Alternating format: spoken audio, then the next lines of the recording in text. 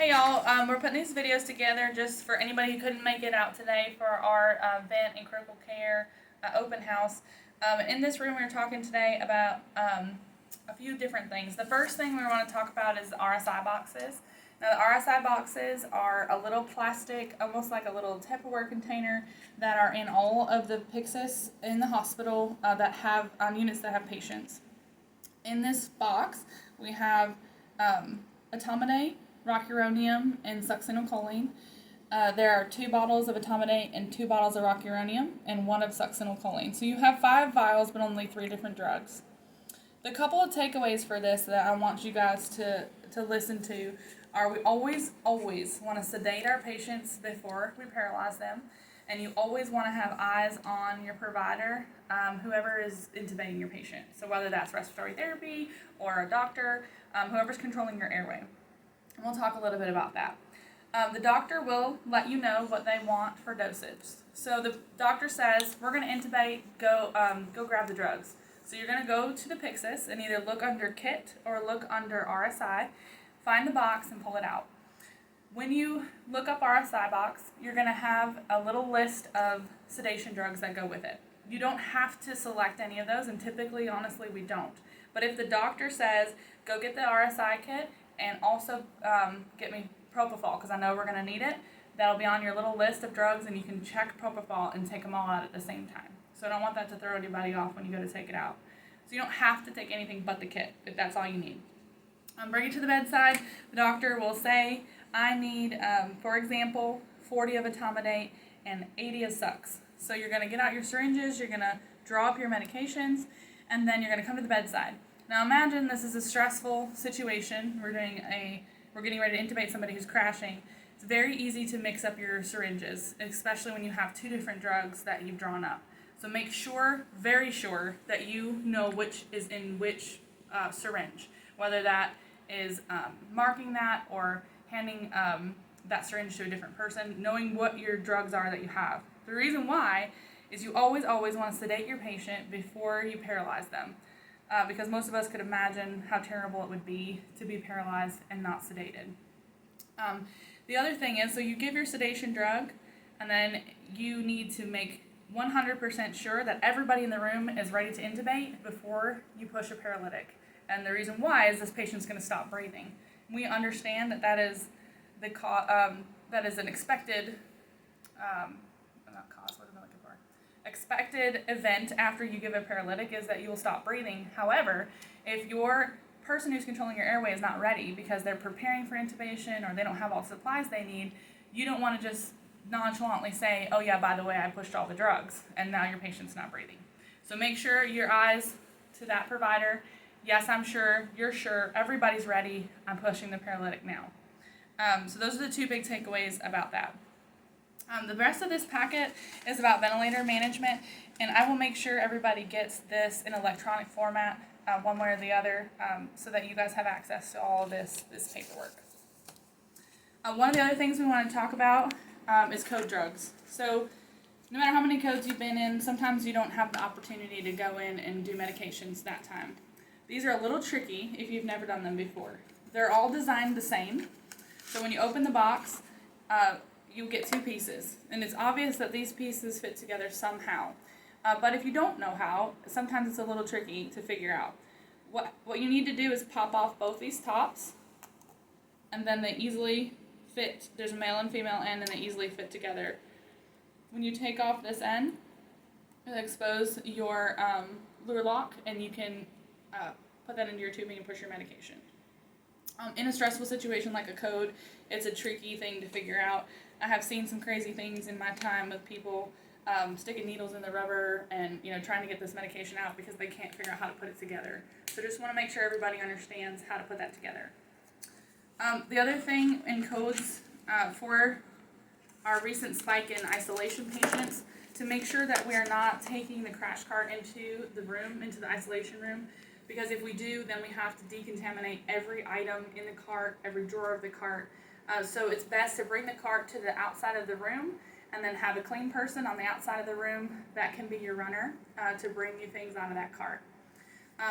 Remember that with amiodarone, you're going to shock twice before you give amiodarone. So even though it's a critical drug, it's not something you're going to need in those first few minutes. So what you need is your defibrillator off the cart and grab an epinephrine. Come in, get your defibrillator hooked up, figure out your rhythm. You have your epinephrine if you need it, continue CPR, and then you can go out and grab your items as you need them. The other box that we don't want in the room that we might need is the respiratory box. Now this is a box that I think most of you know and you have seen, but it is not something that typically nursing is responsible for. Most of the time this is a respiratory function. The respiratory therapist will grab the box, set up the tube, and get everything prepared. So I want you guys to know what's in this box and how to get things out of it, just in case that becomes your role. So this box is on the top of every crash cart in the facility, and they all look the same as far as what's in the supplies. Some of them are different colors. I've seen some that are black and yellow, but it's always this tackle box, and it's always on top of the crash cart. So the two things you need to know when you go get this box is somebody's going to say, I need to intubate and I need supplies. So you're going to leave the room, go get the box, and again, bring it to the outside of the room, and then find out whoever is intubating what they would like for supplies. And if you ask the doctor or the respiratory therapist, what would you like? They're going to tell you, I need a MAC 3 and a 7.5 tube. Now, that's an example. They can ask you for anything. But those two things are what size laryngoscope and what type, and then what size tube. So if you open this, I'm going to show you what's in here. And just keep that in the back of your head, what they've asked for.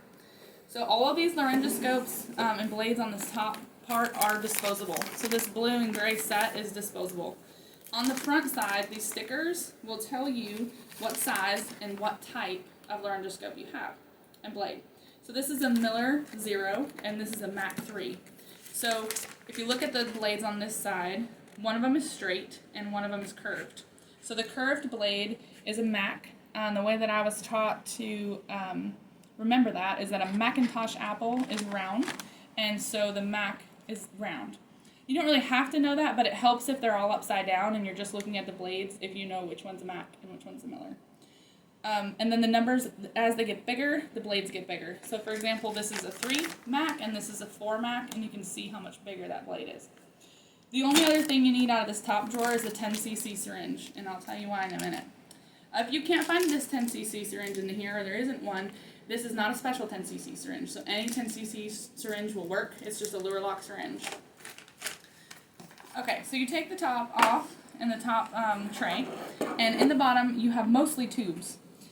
This is a colorimetric CO2 detector, and we do need that as well. So that is for once we intubate, we should have a color change in this device, and it will give us a good idea that we're probably in the right place. If you don't have a color change on this device, then you're probably in the stomach and you need to reintubate. This is a stylet, and we'll probably need that, or may need that, so we're going to take it with us. And these are all your ET tubes. They're in order from smallest to biggest. They start at 5 and go all the way to 10. Typically what we're going to need for most patients is between a 7 and an 8. So there's 7, 7.5, and 8 is probably most likely. So I think I said 7.5 in the beginning, so this is my 7.5 tube. If you look at this tube, there's no stylet inside the package, so that's why we have this one out here. The other thing is it has a little port with a balloon at the end, so that's your cuff for your tube, and that's what you need your 10cc syringe for. This uses air, so you don't need to find sterile water or saline or anything else to go in here. It'll just be air in your cuff. So now that we have all of our supplies, I can hand this to the person that's in the isolation room without getting all of these things dirty. The only other thing in here that you may need is there is an arterial blood gas kit, and this is the one I'm most familiar with, but this box also has one that looks like this. So if you come across this, this is also an arterial blood sampling kit. Okay, the other thing I want to talk about is art lines. Art lines are not something that we use very often in this hospital, but it is something that we do occasionally use. This is the kit for the introducer. We actually don't have these very often, but we have 2 in the ICU right now. So don't have all the pieces set up to show you. The ICU and the ED both have a kit put together so that if you need to put in an art line, it's either in a bag or a box where you have all your pieces already in there. The biggest thing on this is if you're task to take care of one of these patients and you have an art line and for some reason you can't get it to work or you don't have all the pieces to put it together, I want you guys all to understand that this is not a life-saving device. This is very nice to have, and it might be critical for the patient that you can't get an accurate blood pressure on with a cuff, but for the most part, it's just very nice to have a continuous blood pressure and also to have a place to draw your ABGs and any blood work that you need. So we can live without this 97% of the time if you can't figure it out with some troubleshooting. There is a piece that connects to your IV pole with a leveling device with a bubble or a laser and a pressure bag that connects to all of your tubing. And all of that should be in that little kit.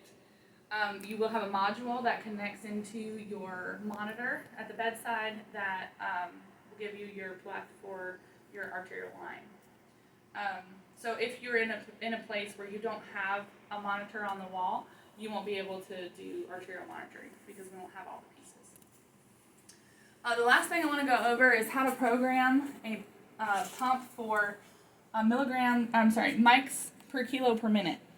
So there's a handful of drugs that we're going to need to enter into the pump in micrograms per kilogram per minute, which is probably not something most of you do on a regular basis. But there's one screen I want to show you exactly where we can make a really easy mistake. So we're going to say, yes, this is a new patient. This is another screen I want you guys to look closely at. You need to be in critical care in order to see these drips. So oftentimes when you go to a pump, you're going to find it like this. If this doesn't say critical care here and it says med surg, you won't be able to find your drugs. So if you get really frustrated because you can't find dopamine in your drug log, it's because you're in the wrong profile. So turn off your pump, tell the pump you have a new patient, and choose your critical care profile. So when you go into here, you're going to choose your drugs. We're going to use dopamine as an example.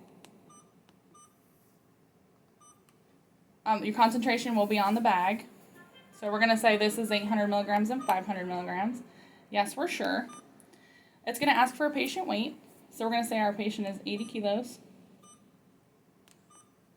And then this is the screen I want to make really sure everybody's using correctly. So it will allow you to choose whichever one you want here.